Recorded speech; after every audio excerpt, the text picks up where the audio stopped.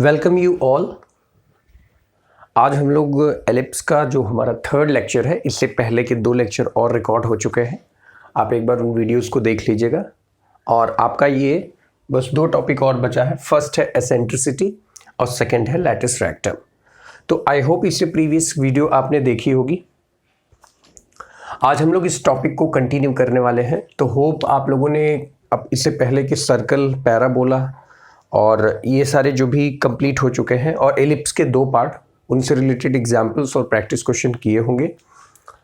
Now in दोनों चीज़ों को समझना बहुत ज़रूरी है, क्योंकि हम लोगों ने पैराबोला में भी लैटिस रेक्टम की लेंथ देखी थी। लैटिस रेक्टम क्या होता है? फोकस से पास होने वाला परपेंडिकुलर लाइन। जैसे अभी यहाँ पर भी समझा रहा हूँ। पैराबोला में कैसे था? अगर ये पैराबोला है, ये उसका फोकस है, तो फोकस से एक परपेंडिकुलर लाइन ड्रॉप करिए। पैराबोला को जहां पे 2 ये इंटरसेक्शन पॉइंट मिलेंगे, इस टोटल लेंथ को ही क्या कहते हैं? Lattice rectum, right?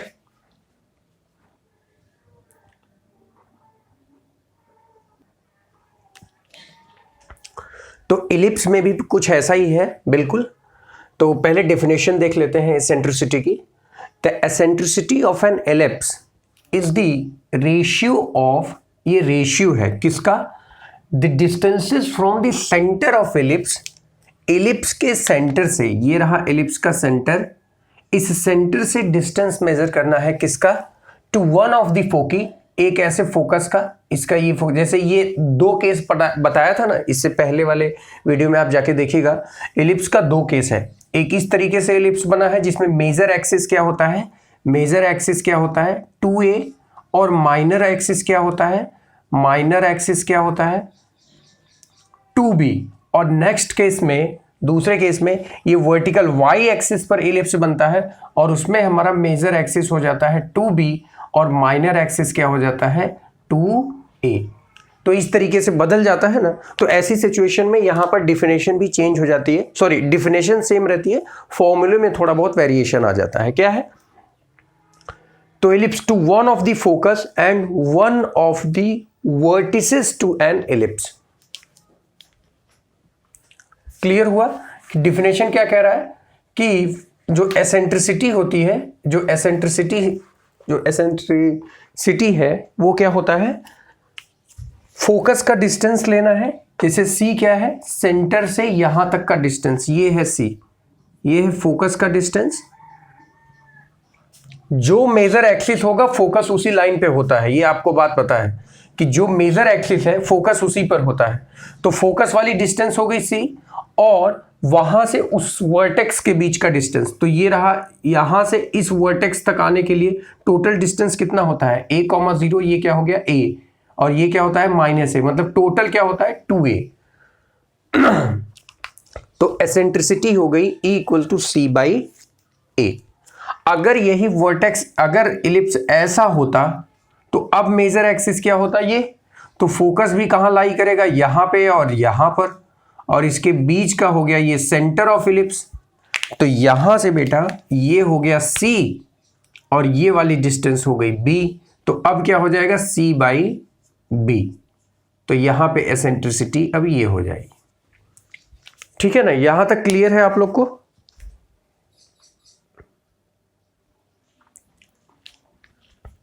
नाउ अब लैटिस रेक्टम देख लेते हैं। लैटिस रेक्टम क्या होता है? अच्छा, एक चीज यहां पर मैं आपको थोड़ा सा और समझाना चाह रहा हूं कि जब हम लोगों ने जनरल केस पढ़ा था, ये सिर्फ उसी का एक पार्ट है ताकि आपको और क्लियर हो जाए। एक्चुअल में देखिए जरा, कि जैसे मान लीजिए ये इलिप्स था ना, और इस इलिप्स पर एक पॉइंट ले लिया मैंने P, ये पॉइंट P ले लिया। तो इसका कोऑर्डिनेट क्या लिखते हैं हम? x, y। क्या लिखते हैं? Coordinate x, y। एक काम करो, ये आपका है फोकस और ये है आपका सेंटर O। ध्यान से सुनिएगा, अगर मैं O को P से ज्वाइन करूं और P को F से ज्वाइन कर दूं, तो OP प्लस PF, ये वाली डिस्टेंस क्या होती है? कांस्टेंट। यही तो डिफिनेशन पढ़ा था।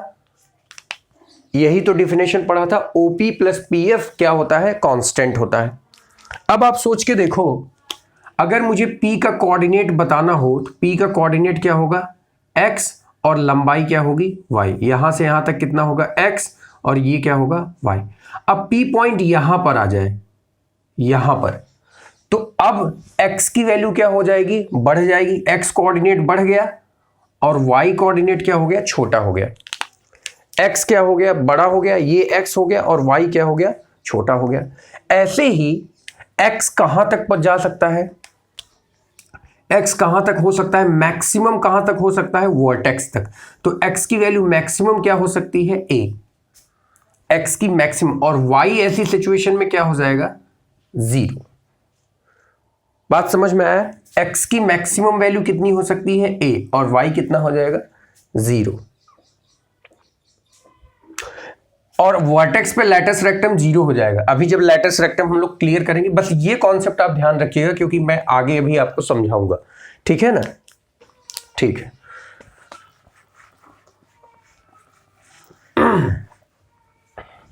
नेक्स्ट है लैटिस रेक्टम के लिए हमारा जो जनरल एलिप्स का इक्वेशन है वो है x square upon A square plus y square upon b square is equal to 1। ये फर्स्ट केस के लिए देख लेते हैं। जो हमारा सेकंड केस होता है वो बस उसका एक कॉपी है और उसकी अभी मैं टेबल प्रिपेयर कर दूंगा और आप उसे नोट डाउन कर लीजिएगा, ठीक है ना। देखो कितना सिंपल तो नहीं कहूंगा, मतलब हर चीज जो आप नहीं अच्छे से पढ़ेंगे उसकी प्रैक्टिस करेंगे वो डिफिकल्ट ही लगेगा, लेकिन कोई कितनी भी चीज़ डिफिकल्ट हो लेकिन आपको एक बार अच्छे से समझ आ जाता है, आप उसको बार बार प्रैक्टिस कर लेते हो तो वो चीज़ें आसान लगने लगती हैं। नेक्स्ट है coordinate of A. Coordinate of A, मैं इस पॉइंट की बात कर रहा हूं। ए का कोऑर्डिनेट क्या लिखोगे आप, पहले x की वैल्यू लिखोगे और किसकी वैल्यू लिखोगे, y की वैल्यू लिखोगे। तो x की वैल्यू कितनी है, फोकस पे है, तो फोकस का डिस्टेंस कितना है, c, और यहां पर मैंने लिखा है स्मॉल l। तो बेटा यही स्मॉल l जो है फोकस से a के बीच का डिस्टेंस है, ये है l। ये है आपका लैटिस रेक्टम की लेंथ, लेकिन हाफ, आधा l इधर है और टोटल l इधर है, और बाद में चल के कितना हो जाएगा, 2l। बात समझ में आए, बाद में कितना चल के हो जाएगा, 2l। Total length of lattice rectum होता है 2l। अब आप मुझे ये बताइए, हमने पढ़ लिया E इक्वल टू होता है c upon a, eccentricity is equal to c upon a, focus का डिस्टेंस अपॉन a। तो from here c equals to e into a, c is equal to क्या लिख सकते हैं, e इंटू a। तो यहां पर रख दीजिए c की वैल्यू आप रख दिए ae, और l तो आपका लैटिस रेक्टम की लेंथ है, बस आप उसे वैसे ही रहने दीजिए।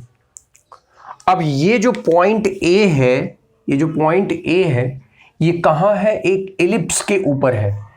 एलिप्स के ऊपर है ना ये पॉइंट, और एलिप्स का इक्वेशन हमारे सामने कहां है, यहां पे। तो क्या ये पॉइंट इसको सेटिस्फाई करेगा, जो ये पॉइंट है वो उसको सेटिस्फाई करेगा ना, डेफिनेटली करेगा। अगर ये पॉइंट इस एलिप्स के ऊपर ही है तो इसको सेटिस्फाई करेगा। तो हम x की जगह पे ae और y की जगह पे क्या रख देने वाले हैं, l रख देने वाले हैं। तो जैसे ही आप ae रखेंगे यहां पे, तो ये a square e square upon a square plus l square upon b square, तो a स्क्वायर कैंसिल, ये हो गया l square by b square is equal to 1। From here e square equal to e square plus l square by b square equal to 1। बस यहां पे हमने क्या कर लिया, सॉल्व करने के लिए l स्क्वायर को एक तरफ कर लिया, e स्क्वायर को उधर ले गया 1 minus e square, and from here l square equal to b square 1 minus e square. Now what is e, e is equal to c by a। फ्रॉम यहां से डिफिनेशन हमेशा याद रखना। और e स्क्वायर क्या हो जाएगा, अगर मैं इसका स्क्वायर करता हूं तो इधर भी स्क्वायर करना पड़ेगा, इधर भी स्क्वायर करना पड़ेगा, तो वो कर दिया। अब आपको एकदम स्टार्टिंग में जब एलिप्स पढ़ा रहा था तो उसमें मैंने फोकस, मेजर एक्सिस और माइनर एक्सिस के बीच का रिलेशन बताया था, जिसमें मैंने बताया था c square is equal to a square minus B square होता है, ये जाके डेरिवेशन देखिएगा। तो मैंने सी स्क्वायर की जगह पे ए स्क्वायर माइनस बी स्क्वायर लिख दिया। फ्रॉम हियर अगर सेपरेट ब्रेक करेंगे तो ए स्क्वायर कैंसिल हो जाएगा और ये बचेगा बी स्क्वायर बाई ए। तो from here B square by A को इधर लाओ और ई को उधर लाओ, तो 1 माइनस ई स्क्वायर जो है वो किसके इक्वल हो जाएगा, बी स्क्वायर अपॉन ए स्क्वायर के। हम एक काम करते हैं, इसी 1 माइनस ई स्क्वायर की जगह पे बी स्क्वायर अपॉन ए स्क्वायर लिख देते हैं, क्योंकि हमें इसकी वैल्यू पता चल गई ना, 1 minus e square is equal to क्या, बी स्क्वायर अपॉन ए स्क्वायर। तो यहां पे रख दीजिए, बी पावर 4 हो जाएगा अपॉन ए, और ये एल है तो एल इज इक्वल टू, अगर हमें लिखना हो तो स्क्वायर रूट में बी पावर 4 अपॉन ए स्क्वायर लिखना होगा। अगर एल लिखना हो तो इस रूट को उधर लगाएंगे, B power 4 upon A square. From here L equal to B square upon A. तो ये कौन सा है, केवल एक एल की वैल्यू मिली है, हमको कितना चाहिए, एक एल और चाहिए, तो मतलब ट्वाइस ऑफ एल चाहिए दोबारा। तो ये हो जाएगा length of lattice rectum L plus L 2l, 2 into L की value B square by A, तो ये हो जाएगा 2b square by A. This is the total length of lattice rectum for the ellipse. यहां तक बात समझ में आ गया? तो डेरिवेशन बहुत सिंपल है, डेरिवेशन के साथ साथ आपको वैल्यूज याद रहनी चाहिए, रिलेशंस अच्छे ढंग से याद होना चाहिए। एक इसी में आपको थोड़ा सा चेंजेस दिखा रहा हूं, क्या है, जरा इस फॉर्मूले पर गौर से देखो, इस फॉर्मूले को, इसको ई स्क्वायर को, ई को मैं क्या लिख सकता हूं, root 1 minus B square upon ए स्क्वायर, ऐसे लिख सकता हूं ना। ई को ई इज इक्वल टू, ये 2 हटाओ और इधर रूट लगा सकता हूं ना। तो अगर मैं लिखना चाहूं, कोई आपसे पूछता है एलिप्स बताओ, एसेंट्रिसिटी बताओ क्या होगी, कैसे, अगर 1 माइनस इस b में मैं क्या करता हूं, इसको लिख देता हूं b बाई ए का होल स्क्वायर, ऐसे लिख सकता हूं ना एक साथ, b बाई ए का होल स्क्वायर। नाउ एक काम करो, 2 ऊपर भी मल्टीप्लाई कर दो और 2 नीचे भी, तो आपको कुछ समझ में आ रहा है। L equal to e equal to क्या हो जाएगा, रूट 1 माइनस 2b, मतलब क्या, ये वाली डिस्टेंस जो कि क्या कहलाती है, minor axis, minor axis divided by 2, ये क्या होता है, मेजर एक्सिस, ये क्या होता है, मेजर एक्सिस, और इन दोनों का क्या कर दो, स्क्वायर कर दो। तो अगर मुझे माइनर एक्सिस की लेंथ और मेजर एक्सिस की लेंथ पता हो तो मैं आराम से इसेंट्रिसिटी निकाल सकता हूं। Eccentricity is nothing but root 1 minus minor axis by major axis का स्क्वायर, और उसको रूट में लग के इसेंट्रिसिटी आप निकाल सकते हैं। तो till this point I hope you all are clear. अब हम लोग क्या करने जा रहे हैं, एक चार्ट प्रिपेयर करता हूं और उस टेबल से आप सारी चीजें नोट डाउन कर लीजिए, ठीक है ना।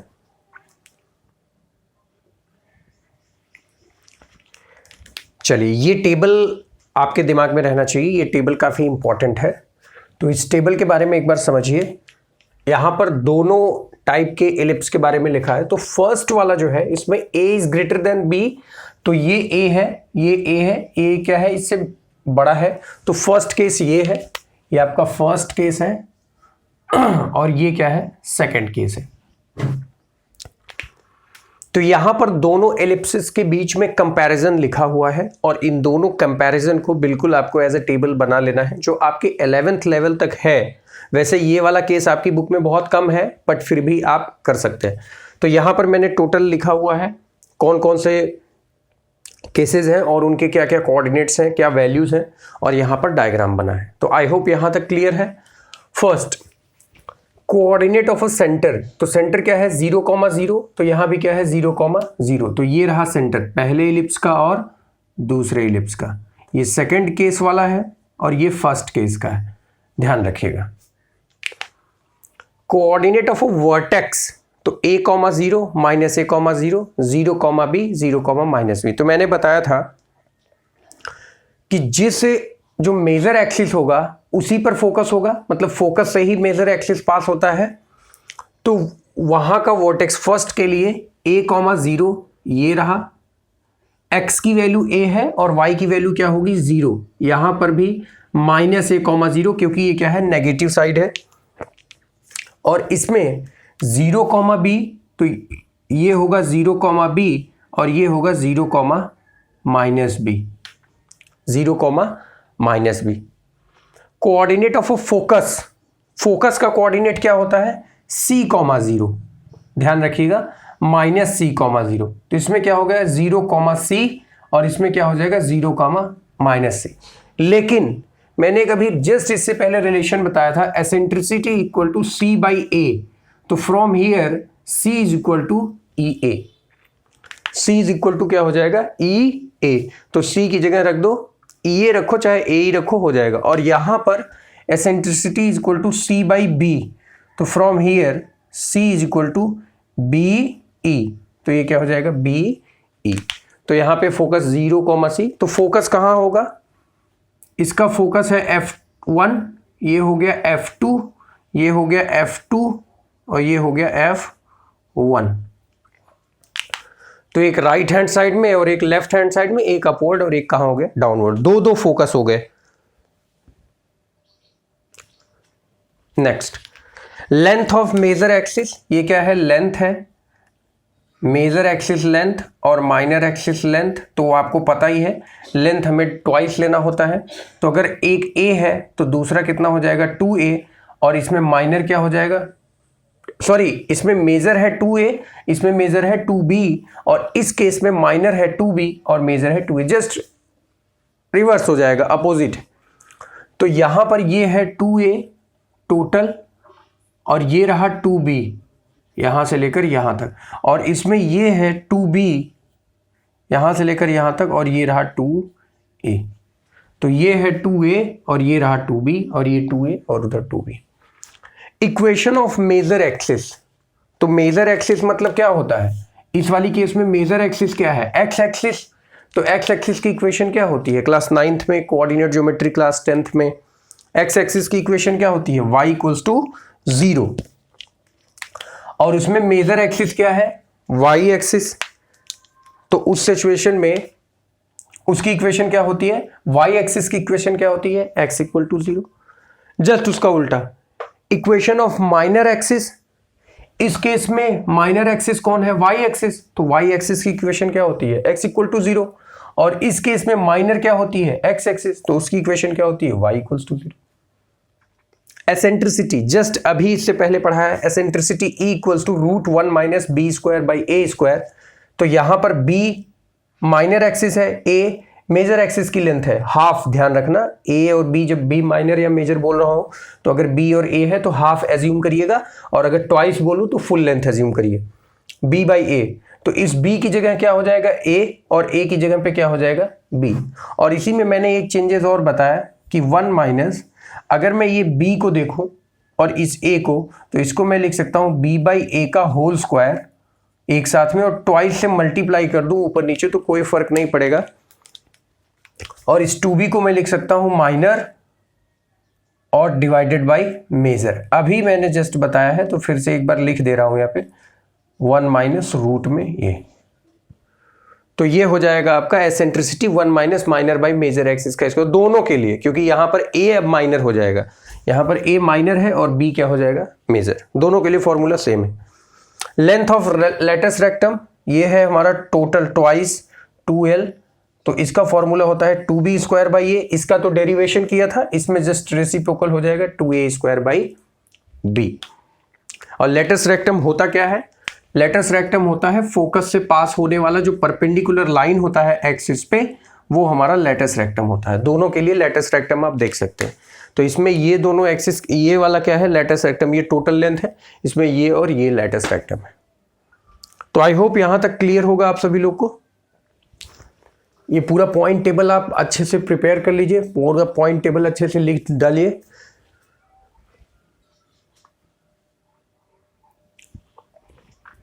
तो ये काम का है काफी। अब इसके बाद हम लोग क्या करेंगे, एक्सरसाइज के कुछ क्वेश्चंस डिस्कस करने वाले हैं। इसके एलिप्स थोड़ा लंबा चैप्टर है, इससे कुछ क्वेश्चंस रिलेटेड डिस्कस करने वाले हैं, और इसके बाद फिर हाइपरबोला स्टार्ट होगा। हाइपरबोला भी आप में काफ़ी थोड़ा सा दिया हुआ है बिल्कुल, और फिर आपका कोनिक चैप्टर क्या हो जाएगा, कोनिक सेक्शन कंप्लीट हो जाएगा। तो ज़्यादा नहीं, 3 या आने वाले अपकमिंग 1 लेक्चर एलिप्स का और मान के रखिए, जिसमें थोड़ा सा क्वेश्चन वगैरह प्रैक्टिस हम लोग करेंगे। फिर नेक्स्ट अपकमिंग 2 लेक्चर में हाइपरबोला, जो कि बिल्कुल इसी के सेम ही है, थोड़ा बहुत डायग्राम में क्या हो रहा है, वेरिएशन होगा। तो इस प्रकार से आपका हमारा ख्याल है कि 12-13 लेक्चर हुए हैं और टोटल आपका कोनिक सेक्शन क्या हो गया, कंप्लीट। तो thank you so much. Please आप सभी लोग वीडियो को जब भी देखा करें कंप्लीटली देखा करें, और जिन लोगों ने भी लास्ट तक देखा होगा उनको thank you so much. I hope आपने नोट्स बनाए होंगे और अच्छे से आपका नोट्स प्रिपेयर हो गया होगा, जो भी लेक्चर को फॉलो कर रहे होंगे। Thank you, stay updated, stay connected. Thank you so much.